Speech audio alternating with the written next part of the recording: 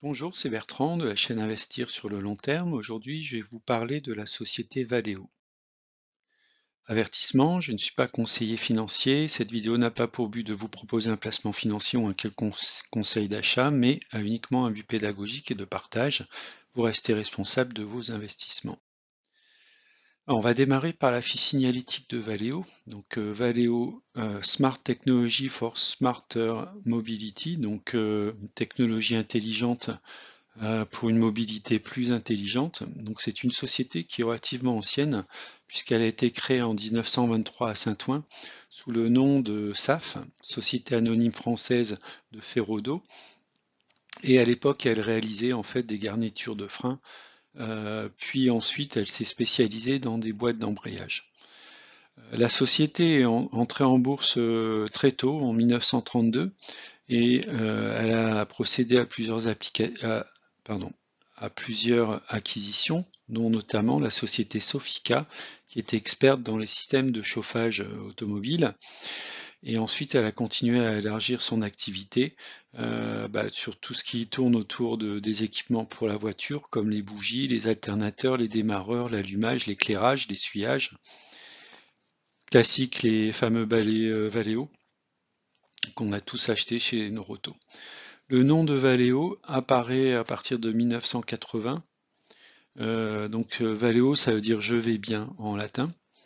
Et la société donc n'a cessé de croître et notamment sur deux axes. Le premier axe c'est l'internationalisation et le deuxième axe l'innovation en développant également des partenariats.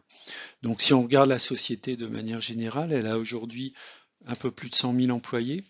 Elle fait 17,3 milliards de chiffre d'affaires en 2021. Elle est présente dans 31 pays avec un peu plus de 180 sites de production et ça 64 centres de recherche et développement, donc qui est intimement lié à l'innovation. Alors les domaines d'activité sont assez simples à comprendre.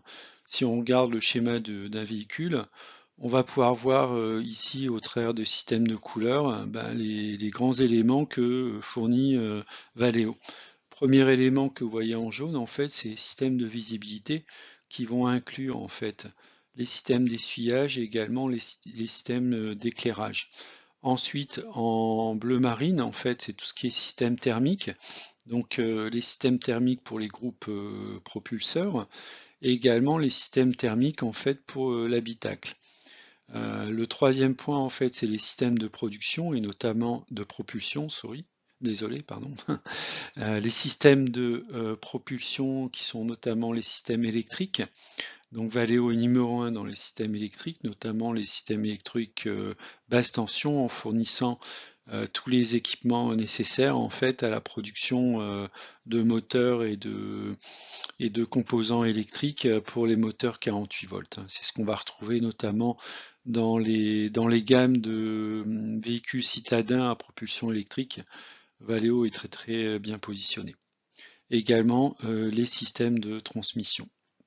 Et enfin, en fait, tout ce qui est système de confort et d'aide à la conduite, alors on parle la partie aide à la conduite de la voiture autonome, la voiture qui communique, mais également tout ce qui est donc la télématique et puis les contrôles intérieurs en fait qui vont gérer la voiture de manière générale. Également, donc, bon, principalement Valeo est dans ce qu'on appelle l'activité de première monte, c'est-à-dire les véhicules neufs, mais est également présent dans l'activité de deuxième monte qui est non négligeable. Donc on peut faire un parallèle avec Michelin dans les pneus, donc les contrats signés avec les constructeurs sur la première monte et puis les contrats en fait sur la deuxième monte. Alors quelle est la stratégie de Valeo? Donc deux piliers, une croissance en fait par l'innovation et par le développement international. Ce qu'il faut savoir, c'est que 12% du chiffre d'affaires de première monte est dédié à la R&D. Donc Valeo consacre une bonne partie du chiffre d'affaires en investissement dans la recherche et développement, ce qui a donné lieu à un dépôt de brevets relativement important. On a plus de 1174 brevets Et puis sur les 100 000 employés, on a à peu près 20% en fait qui sont des ingénieurs et techniciens, notamment liés à la R&D. 60% du chiffre d'affaires est généré par des technologies qui permettent la réduction des émissions de CO2. Donc qui est, on va dire, une contrainte très forte dans le monde automobile et de la part des constructeurs. Donc ce qui permet notamment à Valeo d'être très bien positionné en tant que fournisseur de ces constructeurs. Et 46% du chiffre d'affaires est généré par des technologies qui améliorent la sécurité sur les routes, ce qui est également un des points importants chez certains constructeurs, notamment par exemple chez Volvo, qui en fait le point numéro 1. 200 experts en intelligence artificielle, machine learning et deep learning, notamment pour tout ce qui est la conduite autonome et les services de télématique qui sont liés à ce type d'automobile. Alors si on regarde du côté des chiffres clés, donc j'ai repris ici les résultats annuels de 2021. Donc on peut voir donc le chiffre d'affaires de un peu plus de 17 milliards d'euros, une marge d'EBITDA en fait de 13,4%, ce qui est plutôt très correct, un cash flow libre de 292 millions d'euros, donc qui permet effectivement d'investir dans les technologies d'avenir, et avec également une distribution en fait de dividendes à hauteur de 0,35 €, donc qui vont être touchés par les propriétaires d'actions en 2022. Donc si on regarde en bas en fait l'évolution du dividende, qui était assez constant dans les années 2016-2018. Il a connu une forte baisse en 2019, mais il est quand même en croissance depuis 2019. Si on regarde du côté des performances boursières, alors j'ai mis Valeo également deux concurrents qui sont Faurecia et Plastic Omnium. Donc on peut voir sur les 10 dernières années, donc notamment Faurecia et Valeo ont connu à peu près une trajectoire similaire, là où Plastic Omnium est beaucoup plus, on va dire, constant et relativement neutre dans ses évolutions, avec notamment une chute du cours de 40% pour Plastic Omnium. Côté Valeo et Faurecia, sur les 10 ans, en fait, on a une croissance respective de 42% et 126%, avec une chute relativement forte depuis le début de l'année 2022.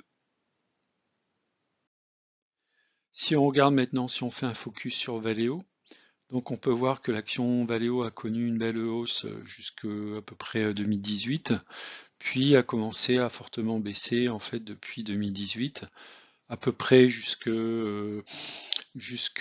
fin 2018, début 2019, et l'action oscille en fait dans un canal, on va dire, compris entre 15 € et 35 €. Donc j'ai essayé de déterminer en fait des points d'entrée, ce qui n'a pas forcément été très évident. Donc je me suis basé sur une représentation avec des limites de Fibonacci. Donc avec un point le plus haut autour de 67,50 et un point plus bas autour des 10,44 €. Voilà, ce qui va me donner en fait une zone d'achat fort entre 10,4 et 15 €, une zone d'achat entre 15 et 24 €. On va conserver entre 24 et 32, un allègement entre 32 et 39 et une vente entre 39 et 67. Alors sur mon PEA, en fait, je possède des actions Valeo, j'en ai relativement peu, j'en ai 32 pour 550 € que j'ai pris en deux fois deux paliers de 250 €, avec un prix de revient unitaire à 23,7 €, sachant que le cours actuel de l'action est autour des 16-17 €. Donc je suis en très forte moins-value de 207 € et je prévois de toucher en dividende en fait sur l'année 2022 11,20 €. Mon objectif pour Valeo, il est relativement spéculatif. Donc mon objectif c'est peut-être d'essayer d'en reprendre autour des 15 € pour faire à la fois baisser le PRU et ensuite probablement en revendre lorsque je serai plutôt dans la zone 26-30 €, qui est une zone haute qui a été récemment touchée. Donc le cours est boudé notamment suite à la publication des résultats et les perspectives données par Valeo qui n'ont pas, on va dire, enthousiasmé le marché. Ce qui peut expliquer, et bien sûr avec le contexte actuel, ce qui peut expliquer donc la chute récente du cours. Alors est-ce que je vais investir dans Valeo sur le long terme? Bon, je pense que Valeo est quand même un acteur de l'électrification, hein, donc si on croit dans le véhicule électrique et son développement dans les quelques années à venir, forcément Valeo va être porté par cette croissance. Donc à mon avis, même au cours actuel, sans attendre de descendre dans le range 10 euros, 15 euros, on peut raisonnablement espérer faire une plus-value en achetant même Valeo autour de 16-17 euros. Donc je pense que les résultats sont quand même encourageants, hein, notamment quand on compare les 3 dernières années. Et puis donc avec la tendance du marché automobile qui va vers l'électrification, on peut se dire qu'on a une visibilité sur le long terme.